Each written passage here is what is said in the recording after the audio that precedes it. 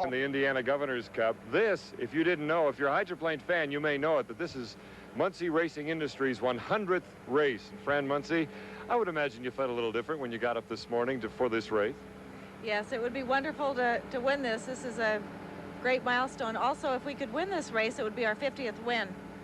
So just lots of round numbers today, but so we're going to try real hard. 49 and 99. Of course, your late husband, Bill Muncie, was a hero in this city as well. Yes, I think he won this race more than anyone else. But, of course, he raced here more than anyone else. Okay. And I know right now the working relationship you have with Chip is one of the best you've ever dealt with. It is. He's one of the finest persons I've ever known. We have a great team, and you'll do all right. Yes, we're very hopeful okay. For this weekend. Well, I hope you're here for another 100. Thank you.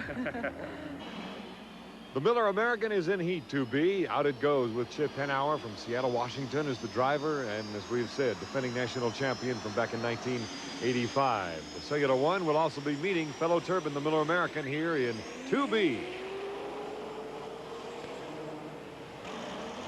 And the Rizzlies with Todd Yarling with a new engine. 3 turbine engines against a piston engine in this, the second heat of the second flight. We'll have 2 more preliminary heats and then the final here in Madison, Indiana. The Cellular One, the Rizzlies, Mr. Pringles and Miller American as they come down for the start under the Madison Milton Bridge. Better than 100,000 fans here, either on boats or on the shore. There's the gun. All the boats are safe. Cellular One with a great start. Coming into the main straightaway, down into the first turn.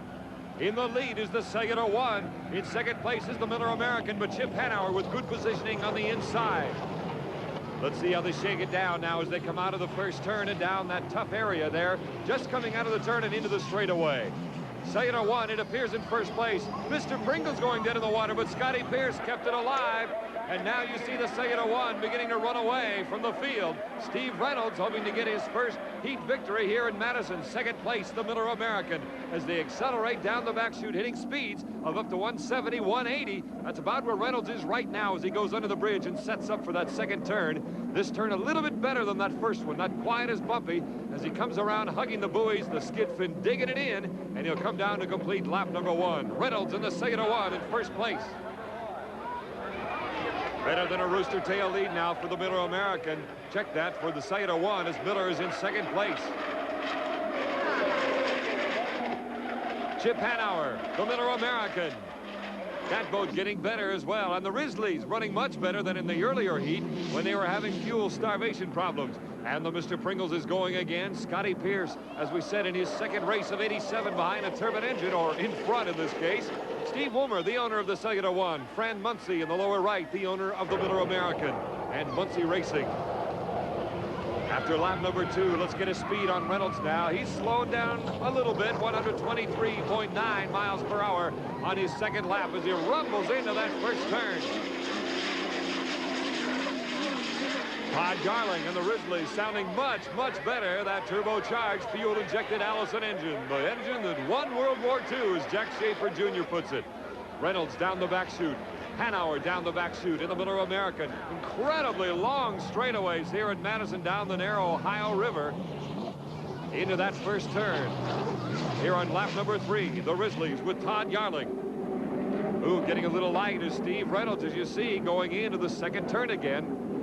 This has been a good heat, a good start for Reynolds, good speed, and that boat is getting better all the time as the team manager, Jim Lucero, continues to dial it in, grinding on the skid fin, grinding on propellers, setting up the riding surfaces of that of each sponsor for that matter, and the boat is getting dialed in. It's brand new here in 1987, as is the Budweiser and the Miller American.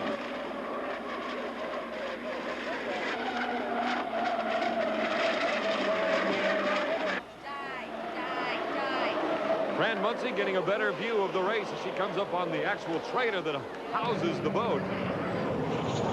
As the Miller American and the Cellular One go into the second turn. Check out the first turn. Boy, that's where it gets turbulent. Look at the boats kick around. Oh, look what happened. The Miller American is not turning. I gotta believe that Chip Henauer lost his skid fin. He has gone way down river on his third lap. And now the Cellular One all alone down the back chute, but Henauer appears to be all right. strobe light is flashing, meaning that he is fine, but obviously he lost either a rudder or a skid fin. Got to be a skid fin, because he just quit turning. And here comes the sight of one now. Reynolds coming down to complete lap number 3 as the winner of Heat 2B. And in second place, Todd Garling moving up into second to get 300 valuable points in the Risley. Heartbreak for the Miller American, performing well, then losing a skid fin and not getting any points. Let's go down to the pits. You seem like perhaps you're getting a little more confidence in your boat. It's a combination, Jim, of Steve getting used to the boat and Jim just doing his magic. You know, it's a little touch here and a little touch there. Every time we go out, it's getting a little faster. When did you notice that Miller was not in competition? We think perhaps he might have lost a skid fin because he went right out of the race course on the other end. I think it was maybe on lap 2. When I halfway down the back straightaway, Danny told me on the radio, you got 15 on him. Going into the upper turn, he says you got 30. We just cooled it from that point on. Scotty, what happened there in the first turn? Did you get a little crowded? Well, it was plenty crowded. I had the inside, you know, originally on the start, and I think that they thought, you know, because we haven't run all that well up to now, that they were just going to leave us, but they didn't leave us. I stayed right with them all the way to the corner, and I don't think that Chip was aware of it, and he pushed me all the way into the inside of the racetrack, and I was inside the buoy when I got to the turn, and I had to veer hard right, then turn hard left, and I fell into the monster hole. But boat's okay? Yeah, oh yeah, everything's fine. I don't think Chip did it intentionally. I just think that he didn't know that I could run with them, because quite frankly, I didn't know I could till then either. So.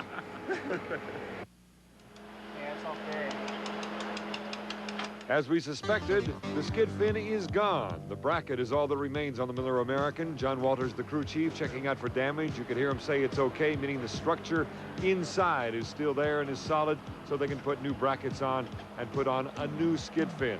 No easy task. They have less than 10 minutes before Heat 3A. They are in Heat 3A, the skid fin ready to go, but they must get the old bracket off first. We'll be back in a moment.